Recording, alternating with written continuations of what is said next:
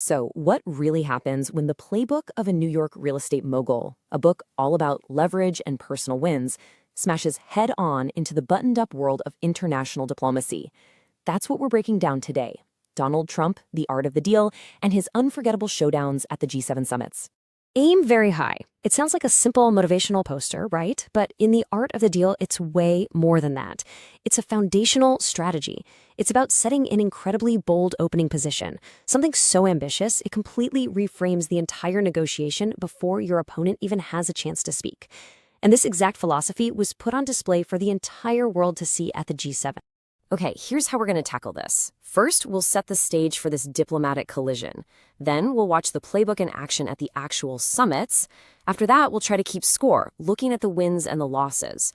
And finally, we'll zoom out and ask what this all means for the future of diplomacy.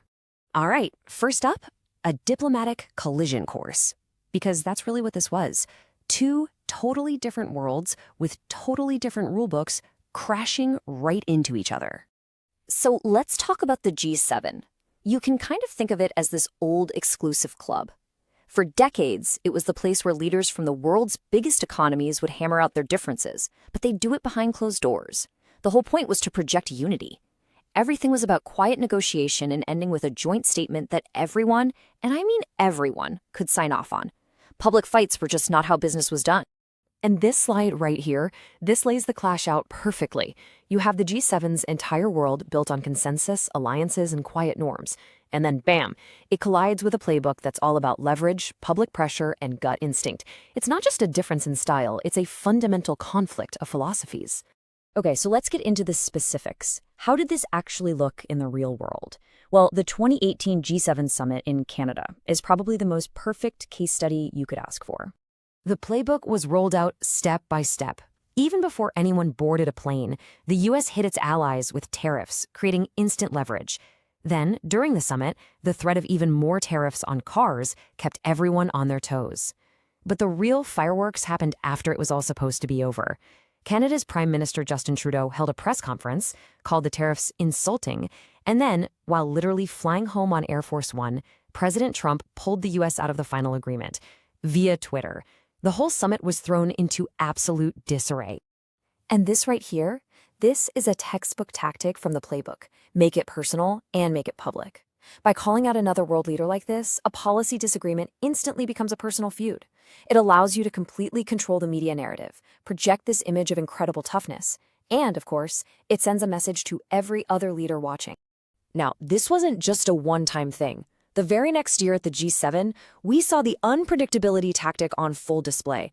The stance on China swung from calling President Xi an enemy to a great leader in just a couple of days. I mean, talk about whiplash. That kind of move sends shockwaves through the markets, and it keeps allies completely off balance. It's a classic move. Create the chaos and then position yourself as the only person who can bring back order. So after all that disruption and all that drama, you have to ask the big question. Did any of it actually work? Let's try and check the scorecard.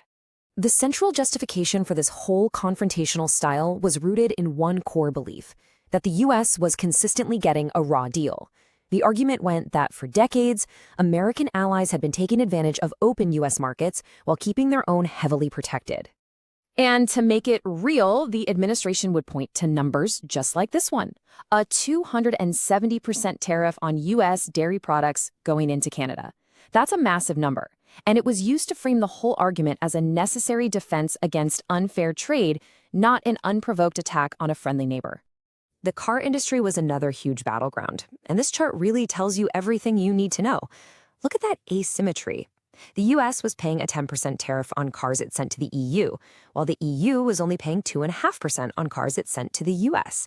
This kind of imbalance fueled the argument that the entire system was rigged and needed to be shaken up, radically. So, what's the verdict? Well, honestly, there isn't one. The expert commentary basically splits into three different camps. You've got the hard-nosed realists who say, hey, it was rough, but it worked. Then you have the damage to alliances crowd who argue that whatever was gained wasn't worth the cost to Western unity. And finally, there's a third view, that this was all theater, not strategy, more about creating drama for the media than actually achieving any long-term goals. All right, let's zoom out. What is the long-term impact of all this? Are we looking back at a 4-year blip on the radar? Or was this a fundamental change in how the game of diplomacy is played? You know, one thing many analysts do seem to agree on is that these summits themselves have been reshaped. They feel less like these quiet technical meetings and more like a performance. Leaders are now using these global stages to send very loud and clear messages to their own voters back home, effectively turning international diplomacy into a form of political theater. And looking forward, some analysts have even started talking about a potential evolution of this style, something they've called the Don Rowe Doctrine. Now, to be clear, this isn't some official government policy. It's an analytical concept from our source material that tries to describe what it would look like to apply these art-of-the-deal tactics to reassert U.S. influence across the entire Western Hemisphere. And when you really break it down, you can see the principles from the book written all over this idea. Think big becomes asserting U.S. dominance in the region. Use leverage translates directly to tariff threats. Publicity and branding, well, that's creating a personal brand for a foreign policy idea. It's a really fascinating look at how a personal business style could actually evolve into a full-blown geopolitical doctrine. So, let's bring it all home. After looking at all of this, what's the ultimate takeaway? What does it all mean? I think it boils down to three key lessons for how international relations work now. First, leaders have become performers on the world stage. Second, there's this huge clash between transactional logic, what can I win right now, and institutional logic, which is all about long-term stability. And finally, you're left with this classic trade-off between effectiveness and ethics. Sure, tough tactics might get you a win today, but they also risk destroying the trust you're going to need tomorrow. Which leaves us with one final and, I think, pretty provocative question for the future. Was all of this just a temporary disruption, a short-term anomaly? Or have we actually entered a brand new era where global negotiations will be driven more by spectacle and feeder than by careful, quiet strategy?